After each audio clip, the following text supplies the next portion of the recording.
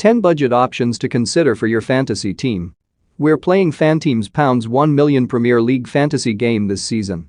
We've picked out 10 budget options that we think you should be considering for your side. 10.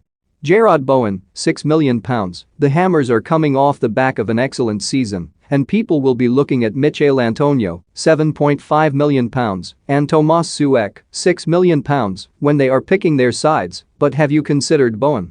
For a midfielder, he plays very high up the pitch, and he was even utilized as a striker at points of last season, where he finished with 13 goal involvements. If he is able to nail down a starting spot, he could turn out to be a steal at just £6 million. 9. Dele Alli, £6.5 million. This one is a bit of a bold shout that could totally backfire come the end of the season, but hear us out. With Jose Mourinho gone and with Gareth Bale's departure opening up another attacking slot in the Spurs side, Dele could force his way back into the team, and at just £6.5 million, he could be great value if he does. 8.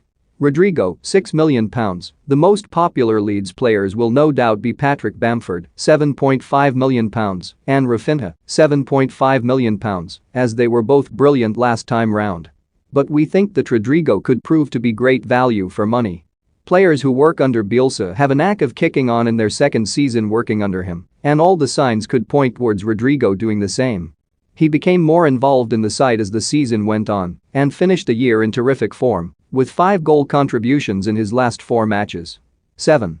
Rayan Aït-Nouri, £4.5 million. Wolves spent around £9.8 million on the attacking fullback this summer after he impressed in his loan spell last season. While Johnny is still recovering from an injury, Aït-Nouri is expected to start the season, and at only £4.5 million, he could be great value for money. 6. Bryan Mbeumo, £5.5 million. While a lot of the Brentford hype is currently focused around Ivan Toney, we've picked out Mbeumo as a potential gem for the upcoming season.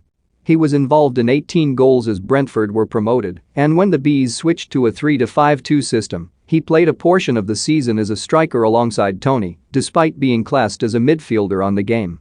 5. Matt Targett, £5 million. Villa have some great attacking options in fantasy football this year, but it's also worth considering some of the players they have at the back. Last season they kept 15 clean sheets, fewer than only Chelsea and Man City. Targett will look to get forward and provide some attacking returns, and Villa have a fairly favourable start to the season with Watford, Newcastle and Brentford first up. 4.